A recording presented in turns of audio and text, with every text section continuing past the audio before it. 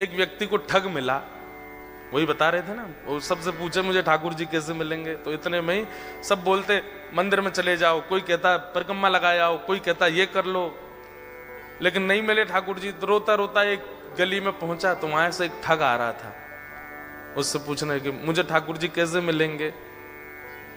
तो ठग ने देखा, बोले कि इसकी स्थिति बड़ी भावुक है, रो रहा है और ठाकुर जी से मिलने के लिए बड़ा व्याकुल है, लेकिन इसके हाथ में 2-3 सोने की अंगूठी हैं, गले में एक चैन भी पहनी है, उसके पास में बैग है, उसमें भी कुछ तो रुपए पड़े ही होंगे,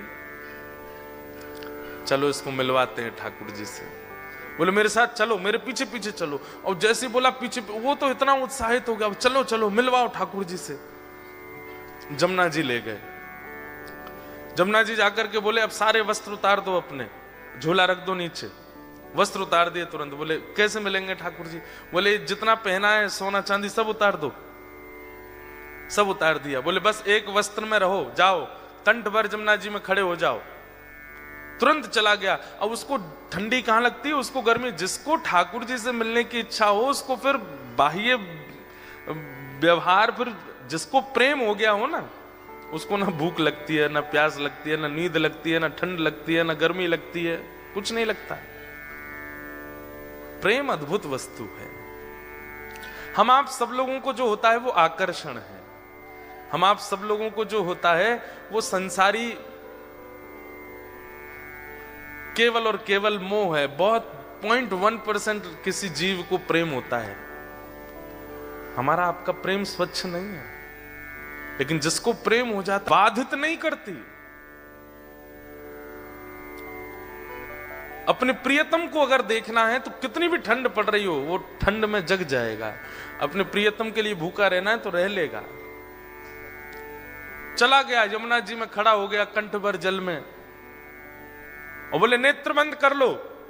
और नेत्र बंद करके श्री राधा पुकारते रहो। जब तक मैं कहूं नहीं तब तक आंख मत खोलना। जैसे ही ठाकुर जी सामने आएंगे मैं बोलूंगा कि आंख खोलो, तभी खोलना।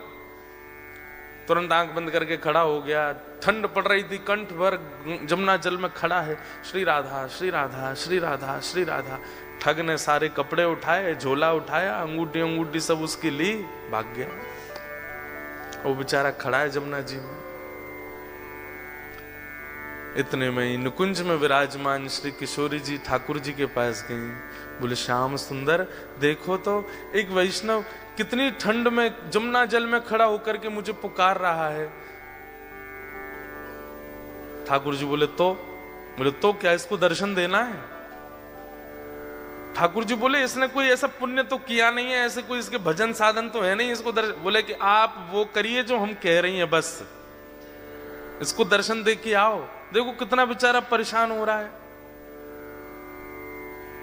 ठाकुर जी बोले ठीक है जाता हूं। इतने में ठाकुर जी प्रकट हो गए और त्रिभंग ललित स्वरूप धारण करके जैसे ठाकुर जी प्रकट हुए, वंशी नाद करने लगे। वेणु की ध्वनि जैसी उसके कानों में पड़ी तो वो जोर से बोला श्री राधा श्री। अरे भैया ये वंशी कौन बजा रहा है? श्री राधा श्री राधा श्री राधा। ये चंदन की सुगंधी कहां से आ रही है? श्री राधा श्री राधा। ये अद्भुत तेज जैसा मेरे मुंह पे क्यों पड़ रहा है? अरे भैया ये कौन है सामने? ठाकुर जी बोले जिसको तुम ध्यान कर रहे हो, जिससे तुम मिलना चाहते हो। अरे सब जगह जा के कहते हो श्याम सुंदर से मिला दो, हम तुम्हारे सामने खड़े, चलो नेत्र खोलो। वो बोला आपके बगल में मेरे गुरु जी खड़े, उनसे बुलवाओ, वो अगर बोलेंगे नेत्र खोलो तो ही खोलूंगा।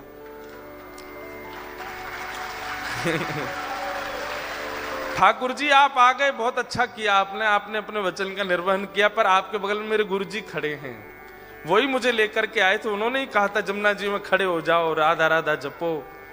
गुरु जी कहां गए मेरे? बोले कि यहां कोई गुरु गुरु नहीं है। अरे मेरे गुरुजी वहीं होंगे, वही मुझे गली में मिले थे, वही मुझे लेकर के आए थे। ठाकुर जी बोले वो कोई गुरु गुरु नहीं है, ठग है, एक नंबर का ठग। तो वो जो खड़ा था जमुना जी में बोला सुनो, मुझे पता है आप ठाकुर जी नहीं हो। क्यों? मेरे गुरु की निंदा कर रहे हो? चले जाओ यहां से, आप ठाकुर जी नहीं हो सकते। जिन गुरु जी ने आपसे मिलवाया या आपको मेरे सामने भेजा भी, उन्हीं गुरु की निंदा कर रहे हो, मुझे आपको नहीं देखना। ठाकुर जी बोले बड़ा पागल है, हमको क्या जम जा सर्दी में। ठाकुर जी वापस आ गए। श्री जी बोली दे आए दर्शन। अरे श्री जी कैसे पागलों के पास भेज देती हो आप, मैं 20 मिनट से वहां खड़ा था, उसको बोल रहा था नेत्र खोल करके दर्शन कर ले, मेरे यूं कह रहा बगल में गुरु जी होंगे उनसे किब्बाओ।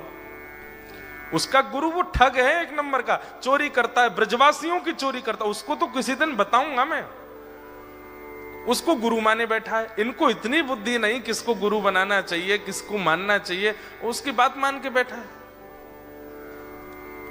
श्री जी बोली या तो उसको दर्शन दे के आओ, नहीं तो हम नाराज हो जाएंगे।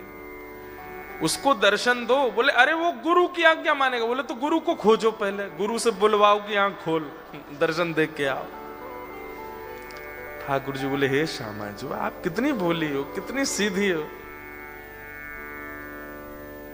बताओ उस ठग ने जीवन में कुछ अच्छा नहीं किया, उसको मेरे दर्शन करवा दो। ठाकुर श्री जी बोली आप ये विचार क्यों करते हो कि किसी के पास योग्यता होगी तो ही दर्शन दोगे, अयोग्यों को दर्शन नहीं दे सकते। हमारे ब्रज में एक कथा बताते हैं कि जन्माष्टमी पहले आती है राधाष्टमी से। तो जन्माष्टमी पर एक होड़ होती है हमारे ब्रज में कि जन्माष्टमी बड़ी होगी कि राधाष्टमी बड़ी होगी, किसमें ज्यादा धूम मचेगी, इसकी होड़ होती है बड़ी। और ये होड़ आज से नहीं चल रही है, ये हमेशा से है। तो जब ठाकुर जी और श्री जी धराधाम पे लीला कर रहे थे तब की एक ऐसी लीला है कि सारे ग्वाल बाल जो हैं ये प्रतिस्पर्धा में तैयारियां करते हैं कि अरे ललिता आवेगी, विशाखा आवेगी, चंपकलता आवेगी, इंदुलेखा आवेगी, सबरी आकर के देखेंगी और जैसे ही लाला की वैभव को दर्शन करेंगी आंख खुली रह जाएंगी उनकी। और ये सब भी जब जाती हैं ना ठाकुर जी के जन्माष्टमी उत्सव में तो जाकर के देखती हैं इनने जैसो क्यों या से 21 करनी है राधाष्टमी की तैयारी। तो अब की बार मधुमंगल श्रीदामा तन सुखा मन सुखा धन सुखा बोले लाला अब की बार कछु ऐसो करें कि हमारो लाला दानवीर दिखाई दे, हमारे लाला खूब दानी है ऐसा अनुभव हो। तो ठाकुर जी बोले कहा करेंगे। बोले लाला लड्डू बनवा में। बोले कितने लड्डू? बोले कोई गिनती नहीं, बनवा दें बस। और सबसे कहेंगे कि अपने अपने घर से पात्र लेकर के आओ, जितना बड़ा पात्र होगा उतने लड्डू भर के देंगे। बरसाने वारिन की आंख खुलनी चाहिए, देखो हमारो लाला कितनो दानवीर, कोई इतनी बड़ी परात लेके आवेगा तो वो भर के देंगे, और कोई छोटी कटोरी लेके आवेगा तो वो भर के, जितना बड़ा पात्र उतने लड्डू भर के देंगे। सब लोग इधर देखो। श्री जी आई सब सखीन के साथ। तो जैसे ही श्री जी पहुंची तो सब सखा सवरे सिर उठा के खड़े, देखिए हमारे लाला के कैसो दानवीर है हमारो लाला। सब लोगन को लड्डू भर भर के दे रहे हो, जितने बड़े बड़े पात्र। आप सबको ब्रजभाषा समझ आ रही है? आ रही है? बोले हमारो लाला देखो आपने, जितने बड़े बड़े पात्र सब लेकर के आ रहे हैं, सबन को भर भर के दे रहे है।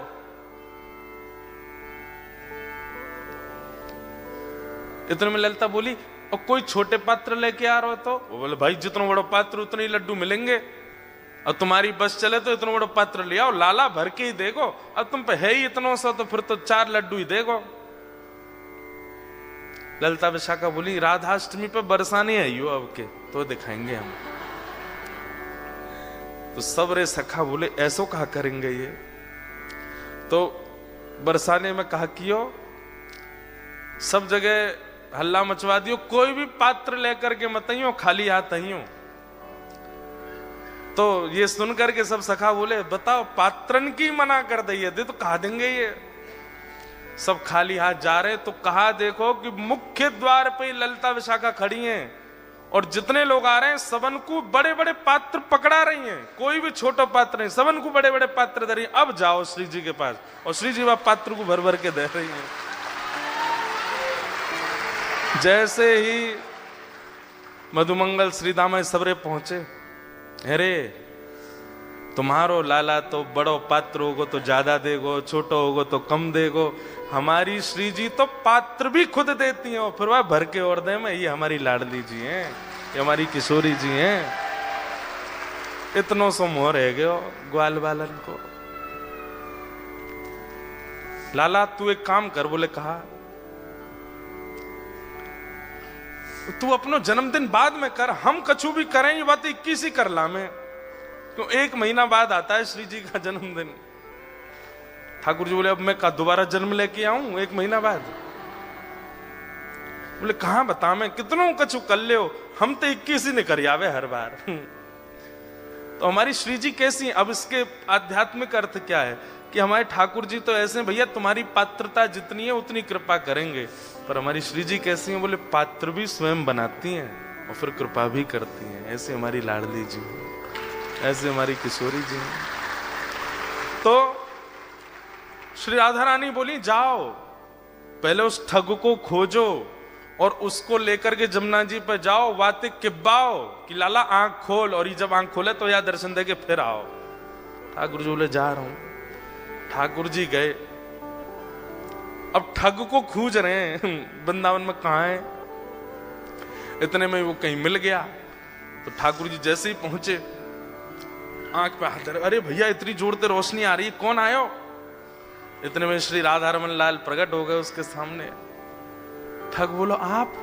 बोले मैं नंदन नंदन ब्रजूर चंदन। अरे आप मुझको प्रत्यक्ष दर्शन दे रहे, मैं छू के देख लूं? बोले तेरी पात्रता तो ना, लेकिन छू ले। तो छू के देखे, चरण पकड़े, अरे वाह जय हो, बलैया लेवे ठाकुर जी की खूब रोवे। बोले जय जय एक बात कहूं? बोले कहा, आज तक मैं यूं ही सोचो करता हूं कि मैंने जीवन में इतने गलत काम किए हैं, इतने गलत काम किए हैं, इतने गलत काम किए कि कभी गंगा जमुना भी मुंह को स्वीकार नहीं करेंगी, लेकिन आज मेरे मन में आई कि मैंने अच्छे काम तो किए जो आप मुंह को मिल रहे हो। ठाकुर जी बोले दारी के तेने कछु अच्छो कियो ना है, वो तो श्री जी की तो पे कृपा है गई है। बोले जय जय कैसे कष्ट दे रहे हो बताओ? बोले चल मेरे संग, वो एक खड़ो करके आयो तू जमुना जी में, वो कंठ पर गंगा जल जमुना जी में खड़ो है मेरे दर्शन को, बातें जाके बोल कि आंख खोल के दर्शन कर, ये किब्बा भी आया हूं तो ते। अच्छा जय जय वहां जानो है क्या जमुना जी? बोले हाँ। बोले एक काम कर दो। बोले का? मेरी पत्नी सोरी बहू को दर्शन दे दो। ठाकुर जी बोले तू चल रहा हो कि नहीं चल रहा? बोले जय जय देख लो, बहू दर्शन नहीं दोगे तो मैं नहीं जाऊंगा। अब ठाकुर जी को लगे बाय दर्शन नहीं दिए तो श्री जी वहां उल्टो डांटेंगी, सब पूरे परिवार को जरा दर्शन करा दिए माने ठाकुर जी के, और अंत में सबरे अपनी बात मनवा के काम मनवा करके तब बोलो अब चलो। ठाकुर जी बोले जल्दी चल। बोले तू एक बार बाकी आंख खुलो अब तो फिर मैं बताऊंगा। जैसे ही पहुंचे ठिठर रहा है, मुख नीला पड़ गया ठंड के कारण, लेकिन आंख नहीं खोली उसने। ठाकुर जी बोले ए देख तेरे सामने फिरते आ गया मैं। बोले आप आ गए, लेकिन पहले मेरे गुरु जी से किब्बाओ कि आंख खोलो। बोले चल इसको बोल, आंख खोलने के लिए बोल। अरे भैया तेरे सामने साक्षात जगत नियंता जगदाधार साक्षात ठाकुर जी खड़े हैं, तू जल्दी नेत्र खोल के दर्शन कर ले। जैसे ही उसने नेत्र खोले, श्याम सुंदर खड़े हैं, मधुर वेणु बजा रहे हैं, त्रिभंग लली हैं, मोर मुकुट पहना है, सुबह से श्रृंगार करके डोल रहे ठाकुर जी मेरे दर्शन करे वो। उसने कही जय जय मैं आपको प्रणाम कर लूं। बोले जल्दी आप प्रणाम करो। बोले गुरु जी से किब्बाओ पहले। बोले इसको बोल मुझे प्रणाम करे। बोले आओ भैया प्रणाम करो। बाहर आकर के उसने प्रणाम किए, फिर गुरुदेव को प्रणाम। ठाकुर जी उस पर इतने रिझ गए, बोले ये गुरु नहीं है, ये महाठग है, ये महाचोर है, लेकिन इसने ये बोल दिया था कि मैं ठाकुर जी से मिलवाऊंगा, तो तेरे में इतना विश्वास आ गया कि इसकी बात को तू पत्थर की लकीर मान के चल रहा है। मैं तो बहुत प्रसन्न हूं। और ठाकुर जी ने उसको हृदय से लगाया तो दूर खड़ा ठग रो रहा था। बोले जय जय आप इसको इतना प्रेम क्यों करो? बोले है ही इतना प्रिय। बोले बनाया तो मैंने ना, प्रेमी तो मैंने बनाया, मुझे भी हृदय से लगा लो। ठाकुर जी तू भी आ, और पकड़ करके दोनों को हृदय से लगाया और दोनों को निकुंज लीला में लेकर के गए, और वहां श्री जी ने फिर कृपा करी। भगवत दर्शन भैया, सूरदास जी के इस पद को आप अन्यथा मत लिया कीजिए। सूरदास जी स्पष्ट कहते हैं इस कलिकाल में और कोई साधन ही नहीं है, साधन और नाहिया कली में जासो होत निवेरो, भरोसो दृढ़ चरणन केरो। गुरु आज्ञा, भले ही दीक्षा नहीं भी हुई हो आपकी, जिसकी आप कथा सुनते हैं, जिसके आप वचन सुनते हैं, जिसकी आप वाणी सुनते हैं, उनको आप मन से गुरु मान लीजिए और बस उनकी कही गई बात को पालन कर लीजिए।